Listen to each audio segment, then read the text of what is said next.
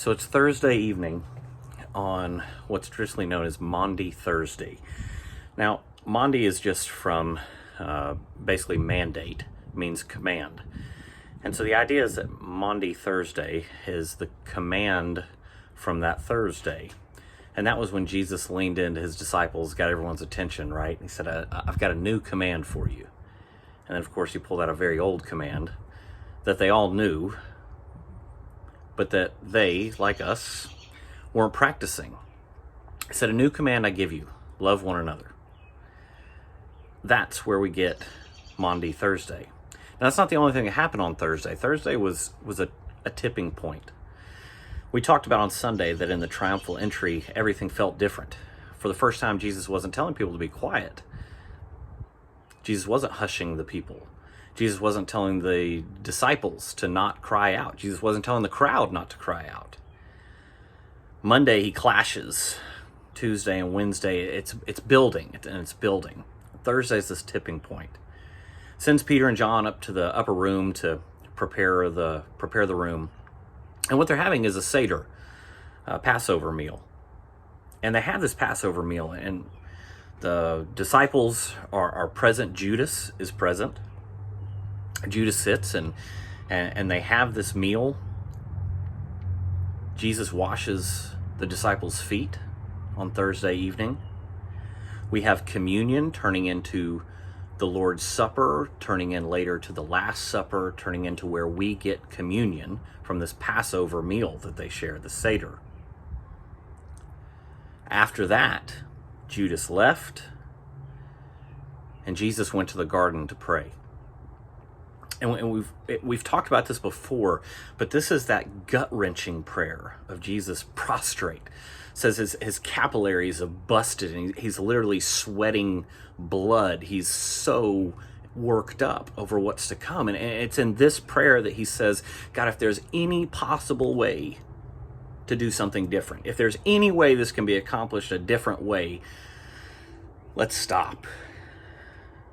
But if there's not, your will be done. It was also Thursday evening where Judas shows back up. That fateful kiss of betrayal on the cheek. It's when Peter lashes out at Caiaphas's servant, cutting off his ear because he missed his head. Jesus picking it up and healing it. It's when Jesus is arrested after this betrayal. It's when the disciples, most of them, scatter and run off. It's when Jesus is taken before the Sanhedrin in Caiaphas' house. All of this occurs on Thursday evening. All of this occurs as Maundy Thursday. And yet, the day is named after the mandate, the command that is given. In all things, love your neighbor as yourself. It seems an odd thing to name it after, with all these other major events, until you realize that's the very theme of all these other major events. He knew Judas was the betrayer. He washed his feet. He knew Judas was the betrayer. They sat and communed at the Seder. He knew Peter would deny him. They sat, washed his feet, shared the meal. He knew that those people had come to arrest him, that Judas was going to betray. He healed the ear. He knew the people who he went with willingly were leading him to somewhere he didn't want to go.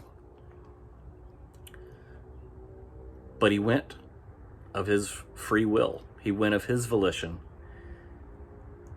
And he went loving his neighbor and loving his enemies. The command is the center because the command is so central. If we celebrate Holy Week, Maundy Thursday, Palm Sunday, Good Friday, Saturday, Easter Sunday, any of it, it's meaningless, completely and totally meaningless and rejected by God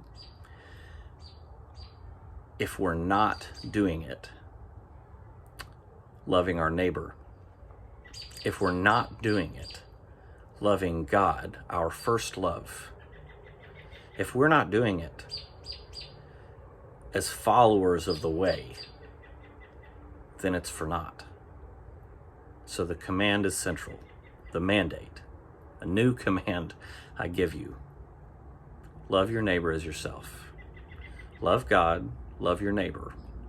Every other word written throughout Scripture hangs on these two things.